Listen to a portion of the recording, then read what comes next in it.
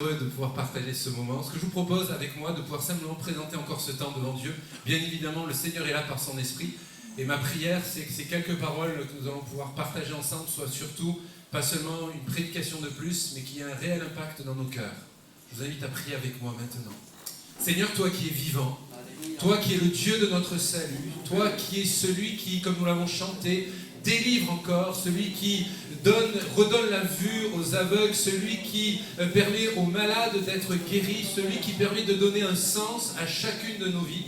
Eh bien, toi qui es notre Dieu, nous t'invitons d'utiliser le vase de terre que je suis pour que ta gloire se manifeste dans nos familles, dans nos foyers, dans chaque être humain que nous sommes. Je te prie de bénir nos cramounes au milieu de nous, de bénir nos couples, de bénir nos enfants également, qu'il y ait une parole pour chacun et chacune d'entre nous. Au nom du Père, au nom du Fils et au nom du Saint-Esprit.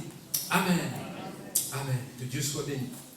Je vous invite à ouvrir votre Bible, version papier, version smartphone, pour ceux qui l'auraient. Je pense que cela s'affichera devant nous. Je vous invite à lire avec moi dans l'Évangile selon Jean, au chapitre 18. Et évidemment, je vous transmets les salutations des frères et sœurs de l'Assemblée de La Rochelle, où nous servons le Seigneur en Charente-Maritime. Et c'est vrai, il y a 14 mois, nous étions au milieu de vous. Et juste après, il y a le Covid qui est arrivé. Alors, je ne sais pas si c'est une relation de cause à effet, je ne sais pas. Et ce matin, mon partage, bien évidemment, sur le thème de la nativité, sur la naissance de Jésus. Mais je voulais, en réfléchissant à cela, je voulais particulièrement qu'on réfléchisse ensemble sur ce que Jésus a dit de sa naissance. Alors c'est ce qu'on va partager en trois réflexions, en 3 points ce matin. Et là, dans le passage que nous allons lire dans quelques instants, nous sommes vers la fin de l'Évangile selon Jean. Et dans ce chapitre 18, il est arrêté et il va être interrogé par Pilate. Nous sommes dans ce contexte-là. Et au verset 35, il est écrit, vous pouvez relire l'ensemble du contexte, vous qui êtes là en présentiel, et vous qui nous suivez sur les réseaux sociaux, vous pouvez le lire également avec nous. Verset 35 et suivant, il est écrit, Pilate répondit, suis-je un juif, moi? Ta nation et les chefs des prêtres t'ont livré à moi. Qu'as-tu fait? En l'occurrence, on pourrait reformuler « Pourquoi tu es là? Pourquoi es-tu accusé ?» Et j'ouvre une parenthèse, vous savez que même les détracteurs de Jésus n'ont pas réussi à se mettre d'accord. Même en voulant faire un faux procès, ils n'ont pas réussi à trouver des arguments valables. Je ferme la parenthèse. Jésus va répondre, verset 36. « Mon royaume n'est pas de ce monde. Si mon royaume était de ce monde, mes serviteurs auraient combattu pour moi, afin que je ne sois pas livré aux Juifs. Mais en réalité, mon royaume n'est pas d'ici-bas. » Il va lui répondre, Pilate, « Tu es donc roi ?» Jésus répondit, « Tu le dis, je suis roi. Si je suis né et si je suis venu dans le monde, c'est pour rendre témoignage à la vérité. Toute personne, mes bien-aimés, écoutez bien, toute personne qui est de la vérité, écoute ma voix. » Ce matin, comme je vous le partageais, nous pourrions donner un titre à ce partage, et il pourrait être celui-ci, le suivant. Jésus a dit, je suis né pour, et on va remplir sur 3 pensées durant de ce message. Vous connaissez un autre texte de l'Écriture de mémoire où il est écrit, Jésus est venu pour détruire les œuvres du diable. Alors, cela me fait penser à 3 personnages. Rapidement, nous allons les survoler, vous et moi. Le personnage de Noé, l'homme de Dieu, le roi Josias, et également le roi Salomon. Et ces 3 personnages, nous allons les prendre un peu les caractéristiques de ces hommes de Dieu, et nous allons pouvoir en tirer, vous et moi, ce matin, une application, et notamment une image, une typologie, une image, un symbole de ce qu'est Jésus, de ce que Jésus est venu pour faire, pas plus il y a 2020 ans et quelques, mais avant tout aussi pour vous et moi ce matin. Pour vous qui êtes membres de l'Assemblée, vous qui venez à la mission depuis peut-être même des dizaines d'années, et vous qui venez pour là ou les premières fois, vous qui tombez sur la page des réseaux sociaux, j'aimerais vous dire que Jésus est vivant. Alors je sais que c'est dur d'avoir une interaction avec la chaleur, non-ventilateur et le masque, mais est-ce qu'ensemble on peut dire que gloire à Dieu, Jésus est vivant? Est-ce que vous croyez que ce matin, au travers de ce serviteur qui est devant vous, vous pouvez recevoir une parole prophétique sur votre vie, mes amis? Jésus est venu pour. L'image de Noé, dans le livre de la Genèse, au chapitre 5, et au verset 28 et 29. à l'âge de 182 ans, le papa de Noé va avoir un fils, avec également son épouse, bien évidemment. Et il est écrit, verset 28, à l'âge de 182 ans, Lémec eut un fils. Verset 29, il l'appela Noé en disant, et retenez bien, c'est le sens, celui-ci nous consolera de notre travail et de la peine que ce sol procure à nos mains, parce que l'Éternel l'a maudit. Celui-ci nous consolera, et dans d'autres textes de l'Écriture, nous consolera de nos fatigues. De tout temps, toute génération des êtres humains, créoles, métro, hommes, femmes, enfants, ados, adultes, nos aînés. Il peut y avoir littéralement une peine, une lourdeur, une charge tellement énorme. Avec mon épouse Soraya, j'ai appris que c'était un produit pays. Nous l'a fait. Généralement, quand nous revenons dans votre belle île, quand nous prenons ce temps pour notre famille, de prendre du temps avec les bien-aimés, on est toujours surpris, et moi un peu moins que Soraya bien évidemment, c'est de voir l'évolution, l'urbanisation de l'île. Et encore, il y a quelques temps, on passait là il y a 1 an et quelques, quand nous venions, on me dit « Ah là, à l'époque, il y avait encore des chambres de calme. Maintenant, ça se développe. Il n'y a pas de jugement, c'est juste un constat. » Et en expliquant et en partageant aussi les racines à nos enfants, le travail de la CAM, et peut-être qu'il y a nos anciens qui, eux, seront beaucoup mieux. Je serai tellement heureux de partager avec vous tout à l'heure, mais un travail tellement dur, tellement harassant, tellement remarquable et tellement hors de sens pour nous, les nouvelles générations, ça me paraît tellement énorme. Déjà à l'époque, et encore aujourd'hui, des femmes et des hommes sont littéralement ploient sous d'énormes lourdeurs, d'énormes fardeaux. Savez-vous que le prénom Noé, en hébreu, c'est Noah, et cela vient d'une racine qui suggère la notion de repos.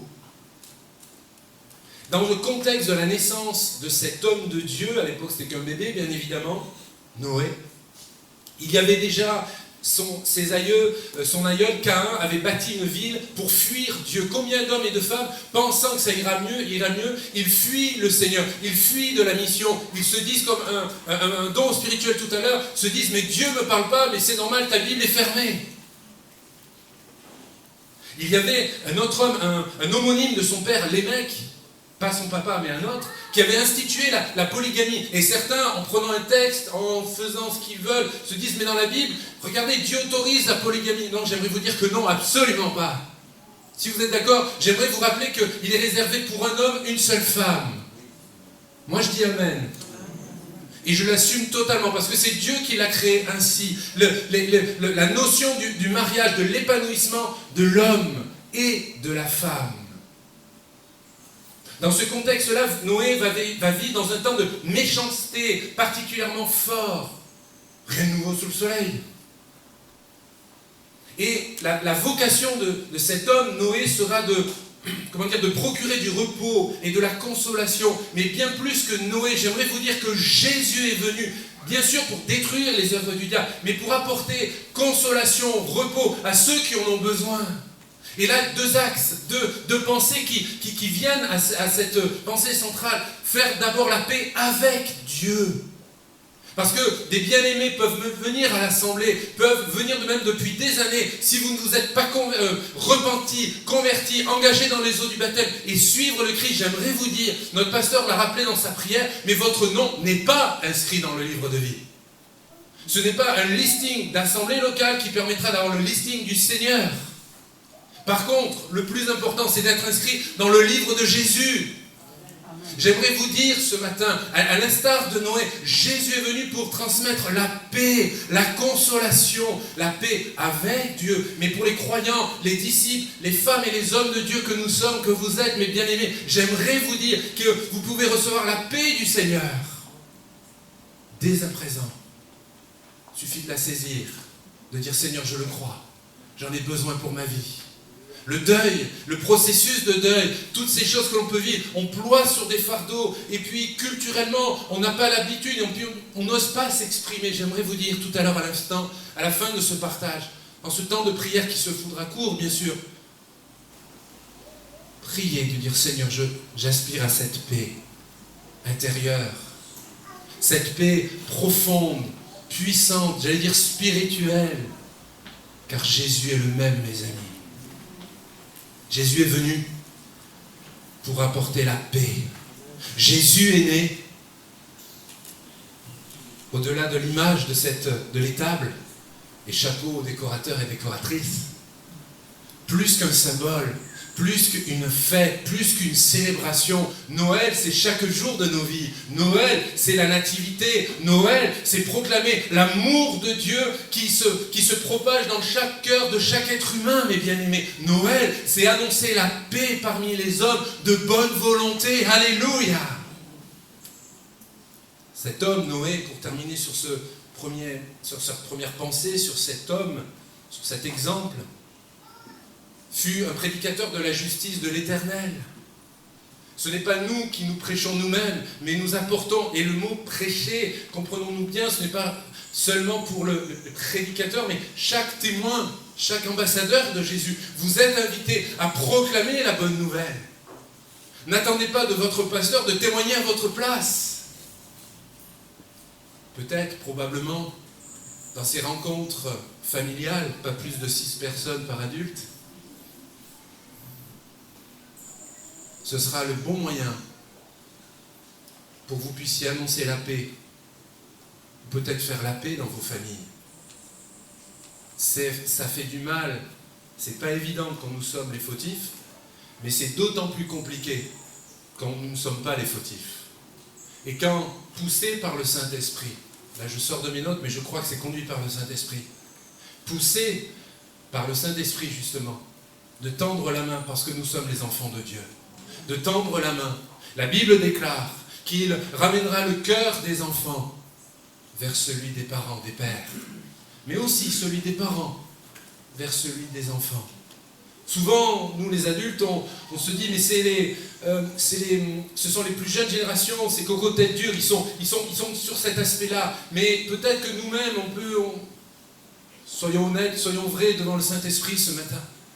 Et peut-être, probablement, qu'au travers de ce temps de Noël, ce temps aussi où les familles, les foyers, où vous êtes même dans votre couple, mes bien-aimés, il est peut-être bon de faire la paix, d'annoncer la paix à votre épouse, à votre époux, converti ou inconverti. Les temps sont courts, d'une manière très solennelle, très simple, mais très profonde. J'aimerais vous dire que Jésus revient bientôt. J'aimerais vous dire que nous devons veiller sur l'état de notre cœur, veiller sur la beauté de notre robe, qu'il n'y ait aucune scorie, mes amis. Mais en veillant, ce n'est pas renvoyer l'image à nos contemporains que nous sommes meilleurs qu'eux, mais tendons plus que jamais la main. Je connais peu le contexte réunionnais actuel par rapport à tout ce que nous vivons, mais je suis convaincu que Dieu est en train de rebattre les cartes. On a des possibilités d'évangélisation qu'on ne connaît pas encore, mes amis. La vraie question, Saint-Esprit, montre-nous comment on peut faire. Montre-nous comment on peut encore témoigner de la bonne nouvelle de Jésus, que les gens, nos contemporains puissent connaître et faire la paix avec le Christ. Et nous-mêmes, d'être en paix vis-à-vis de notre passé et vis-à-vis de nos contemporains. À Dieu soit la gloire. Le deuxième exemple que je vous citais en introduction, c'est l'annonce de la naissance, une annonce prophétique d'un roi que nous trouvons toujours dans l'Ancien Testament. C'est dans le premier livre des rois. Je vous invite à lire avec moi au chapitre 13. Ça va, vous n'êtes pas trop fatigué? De toute façon, vous n'avez pas trop le choix de me dire oui. Vous êtes tellement poli, tellement formidable.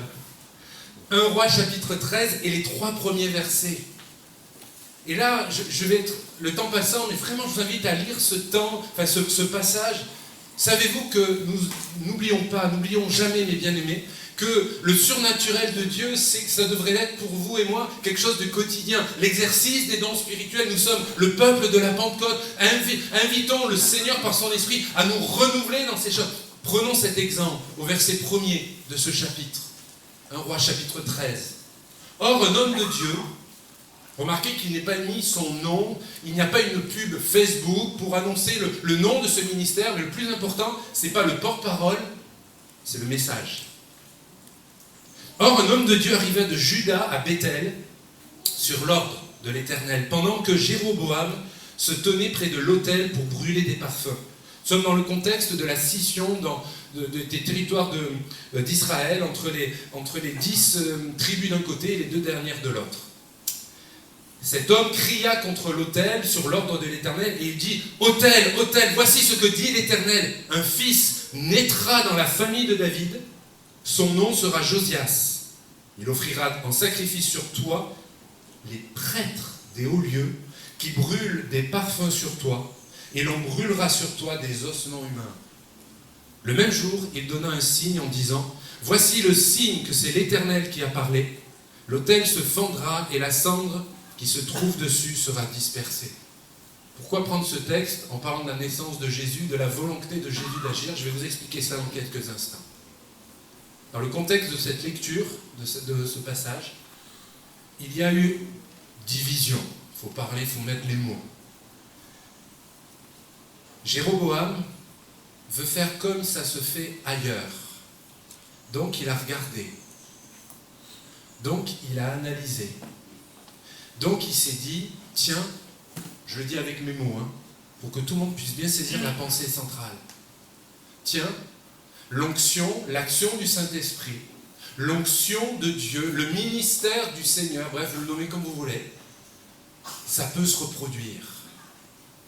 Dans le texte, vous pourrez relire dans ce passage du chapitre 13, il est fait mention de 2 veaux d'or. C'est la caricature du Dieu véritable. Je le dis avec mes mots parce qu'il y a des plus jeunes au milieu de nous et tous ceux qui nous écoutent, peut-être ceux qui viennent ou reviennent à la foi, ça a l'odeur de l'action de Dieu. C'est une image. Ça a l'atmosphère, il y a les mots, mais Dieu n'y est pas. Mes amis, mais Dieu n'y est pas. C'est un plagiat. Ils font, pour ceux qui connaissent en informatique, un copier-coller. Mais c'est un mauvais copier-coller. Ce rassemblement, c'est l'image du faux christianisme, c'est l'image de l'imitation du ministère du Saint-Esprit. Vous allez comprendre pourquoi je parle de cela. Parce que Josias, dès sa naissance et cette annonce prophétique, le ministère, la vocation de cet homme, c'était littéralement, de détruire l'idolâtrie de son peuple à ce contexte donné. Mais Jésus, quand il est venu au monde, et ce n'était pas seulement pour annoncer, et quand nous parlons de la bonne nouvelle de l'évangile, c'est aussi pour dénoncer toutes les formes d'idolâtrie, mes amis. Pouvez-vous dire Amen à cela? Pouvons-nous dire ensemble, Seigneur, je confesse que je refuse toute honte, tout début, toute petite chose d'idolâtrie dans ma vie. Je pense que vous êtes d'accord avec moi que les tentations sont de plus en plus grandes dans notre société, par différentes choses, par différents moyens, mais gloire soit rendue à Dieu. Jésus est vivant. Jésus peut ce matin t'aider à détruire tout ce qui est idolâtre dans ta vie. Si tu le veux, lui il le peut. Mais est-ce que le veux-tu? Josias est à l'image, Jésus à l'image de Josias est venu pour détruire, je le disais, je citais ce texte du Nouveau Testament, détruire les œuvres du diable et l'idolâtrie en fait partie. Et c'est un danger pour nous, disciples du Seigneur. C'est un danger quand nous rentrons, nous sommes convertis au Seigneur. C'est un danger de rentrer dans un certain rituel. C'est bon les rituels. On a besoin d'exemples, on a besoin de pratiques particulières. Mais si simplement la forme prend le dessus sur le fond, mes amis, vous avez un vrai problème. Nous avons un vrai problème. La vraie question, est-ce que la forme tient et porte le fond, ou est-ce que le fond, c'est mon amour pour Jésus, c'est ma volonté de le servir, c'est d'annoncer pleinement, d'être un témoin efficace du Christ. Et la forme, ma foi, ça peut évoluer selon la culture, pas un problème. Josias, Jésus est venu pour détruire toute forme d'idolâtrie. Et remarquez bien, c'était d'abord parmi le peuple de Dieu. Remarquez bien que c'était d'abord parmi les croyants, pour ceux qui, officiellement, priaient le Seigneur. Le nom de Josias, je l'ai tu jusqu'à présent, c'est littéralement l'Éternel guérit. Et nous, pentecôtistes, nous aimons annoncer la guérison du corps, et nous avons raison, et je suis convaincu que des bien-aimés pourraient se lever et de dire « Jésus m'a guéri à telle situation », et je n'en doute pas. Mais pouvons-nous aussi extrapoler, prendre la signification de son nom et de dire « Seigneur, j'ai besoin de guérison intérieure par rapport à l'idolâtrie. J'ai besoin de guérison intérieure par rapport à des pratiques idolâtres. » Ça, on peut venir à l'évangile, on peut venir à la mission, on peut se convertir à Jésus, mais il y a l'arrière-plan, pour les plus jeunes, le background, c'est-à-dire de dire ma pratique religieuse d'alors.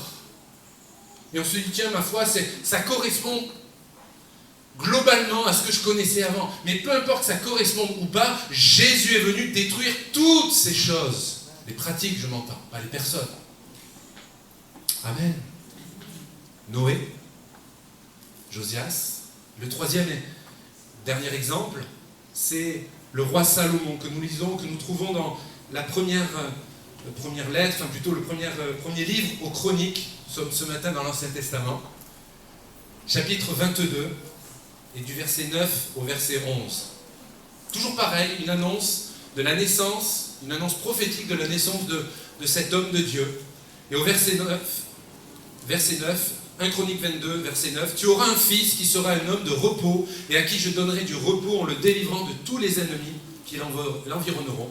Salomon, voilà son nom, du verset 10, « Ce sera lui qui construira une maison pour mon nom. » Je m'arrête là, et vous pouvez continuer dans la lecture chez vous. Salomon va bénéficier du ministère, entre guillemets, guerrier de David, vous le savez. David va accroître le territoire, le royaume.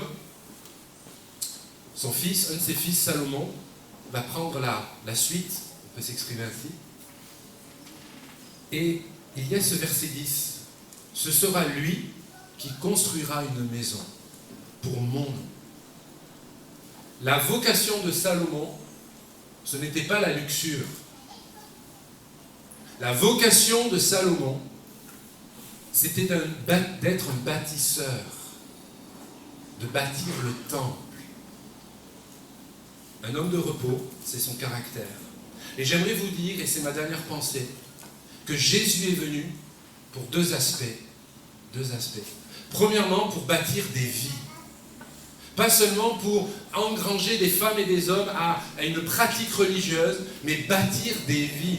Posez-vous la question, mes bien-aimés, je vous demande un exercice ce matin, posez-vous la question, où en est la construction de votre vie par le maître d'œuvre qui est Jésus-Christ? Où en est-il dans votre vie? Où en est-il dans ce que le jour où vous êtes engagé dans les eaux du baptême, je suppose que ça va être dans le coin, le baptistère, c'est là-bas, oui c'est vrai, c'est là-bas. Le moment où vous vous êtes engagé dans les eaux du baptême, quand vous vous êtes dit Seigneur, je te suivrai toute ma vie, je m'engage, toutes les promesses que nous avons faites, et nous avons bien fait de les faire, mais savez-vous que Jésus veut continuer à bâtir votre vie? J'ai pas dit détruire, ça c'était l'idolâtrie, mais bâtir. Avec beaucoup de respect et beaucoup d'émotion, j'aimerais m'adresser à nos aînés. J'aimerais vous dire que Dieu veut encore bâtir en vous et par vous.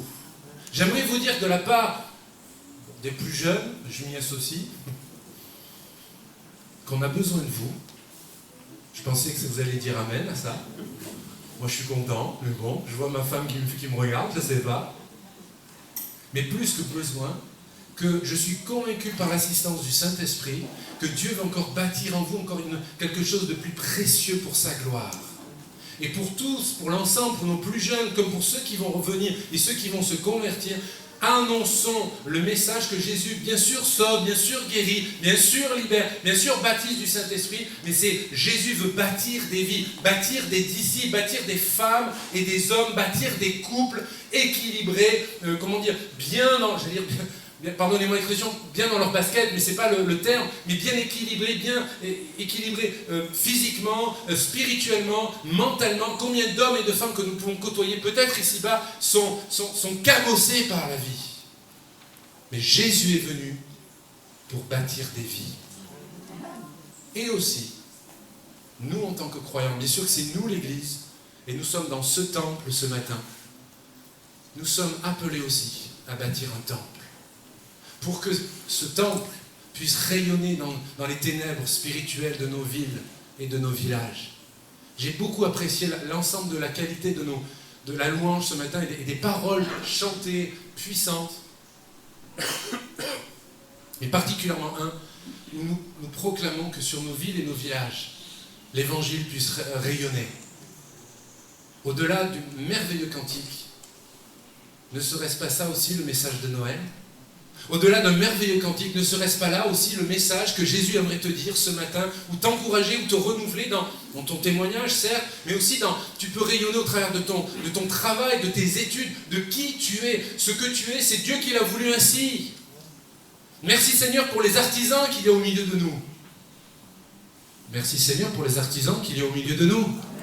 Merci Seigneur pour nos bien-aimés qui jouissent de la retraite. Merci Seigneur pour tous nos étudiants. Merci Seigneur pour qui vous êtes. Jésus ne se trompe pas en bâtissant son Église. Nous, on regarde, on ne voit pas plus loin que le bout de notre nez. Mais Jésus ne se trompe pas, mes amis. À l'instar, comme Salomon, qui était né pour bâtir.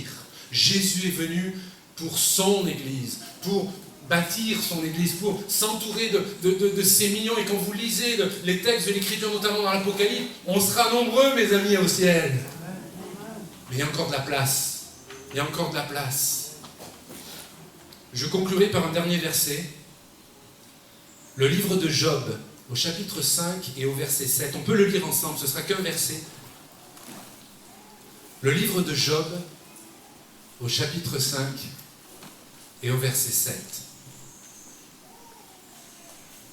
Il est écrit que l'être humain, l'homme, l'être humain, est né pour souffrir comme l'étincelle pour voler. Alors, si on s'arrête là, on se dit, c'est pas réjouissant comme conclusion. Il est sympa, le pasteur de La Rochelle,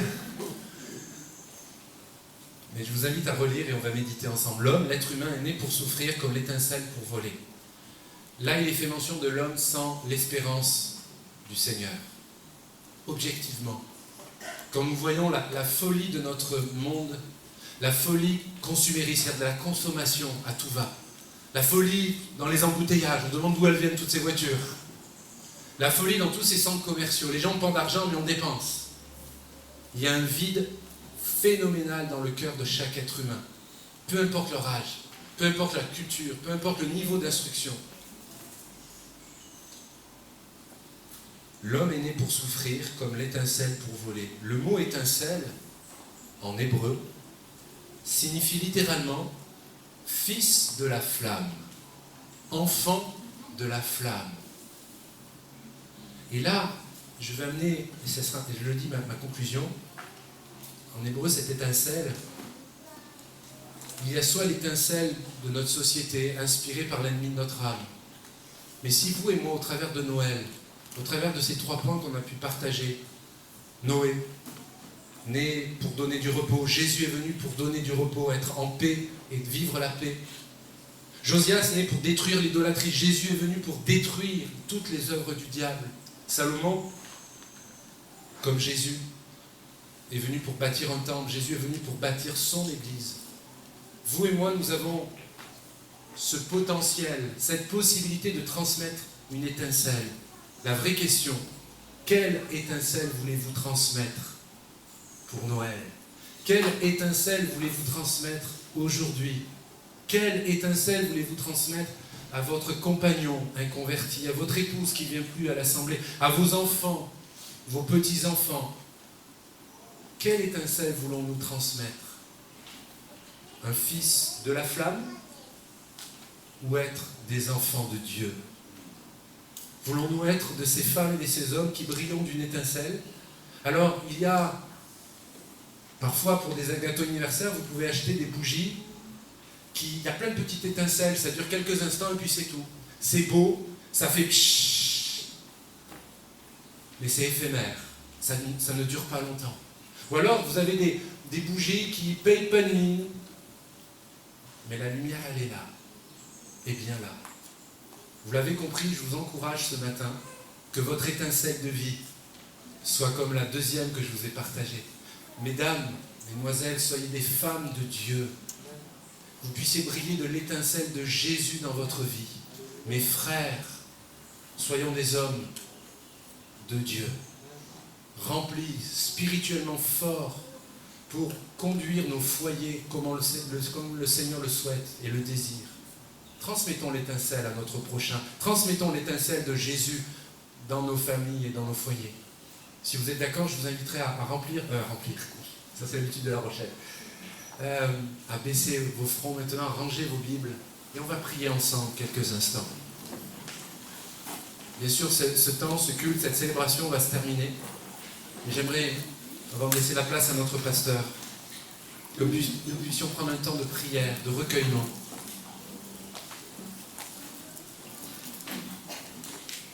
Jésus est venu, est né pour la paix, pour bâtir des vies, pour détruire l'idolâtrie. On aurait pu citer tellement d'autres moments. Seigneur, inspire et bénis, conduis ces instants maintenant. Nous voulons te bénir, Seigneur. Nous voulons te dire merci pour la Bible, pour la parole de Dieu. Nous voulons te dire merci pour, Seigneur, l'action du Saint-Esprit au milieu de nous. Nous croyons et nous sommes convaincus, Seigneur, que tu es en train d'agir.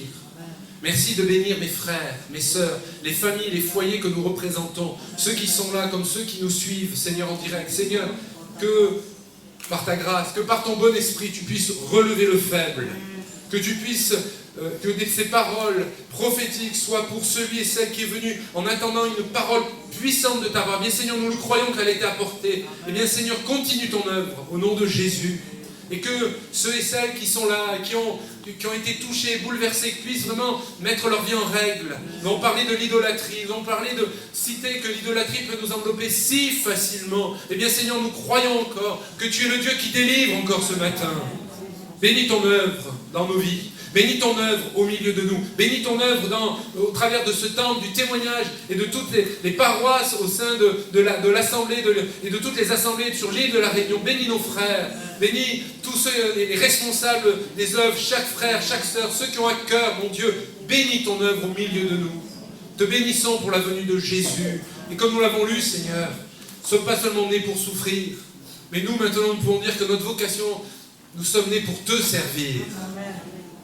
Dans ce livre de Job, il a été écrit, l'être humain était né pour souffrir, mais depuis que le jour où nous t'avons rencontré, nous t'avons donné nos vies, nous devons proclamer ensemble que nous sommes nés pour te servir. Alors reçois ma prière, Père, au nom du Père, au nom du Fils Jésus, au nom du Saint-Esprit, reçois toute la gloire. Amen. À Dieu soit la gloire. Que Dieu soit béni.